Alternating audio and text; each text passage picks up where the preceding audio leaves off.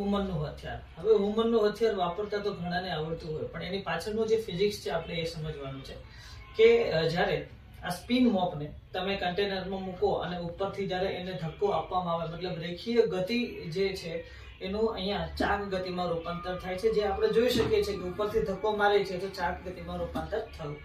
પણ આવું શું કામ કરવામાં આવે છે? તો કે ભાઈ જ્યારે આને પાણીમાં ડીપ કરવામાં આવે ત્યારે આ જે પોતું જે પાણીથી ભીંજાય જાય અને સૂકવવું હોય તો એના માટે આપણે એવું કરતા હોઈએ છીએ. આ કરવાથી થાય શું? આની પાછળનું ફિઝિક્સ શું? તો કે ભાઈ જ્યારે એને ઉપરથી ધક્કો મારવામાં આવે ત્યારે એ ગોળ ગોળ ફરશે અને ત્યાંનું કેન્દ્ર ત્યાગી બળ જે છે વધી જાય, જે અણુને કેન્દ્રથી દૂર તરફ લઈ જાય છે અને પોતું જે છે આવી રીતે કરવાથી સુકાઈ જતું હોય છે. બસ આ જ ફિઝિક્સ જે હોય છે આની પાછળનું કંઈક આ રીતે જુઓ. કેન્દ્ર ત્યાગી બળ જે છે એ વધારે હોય, જેના લીધે પાણીમાંના અણુઓ કેન્દ્ર તરફથી દૂર જતા રહેશે. Thank you.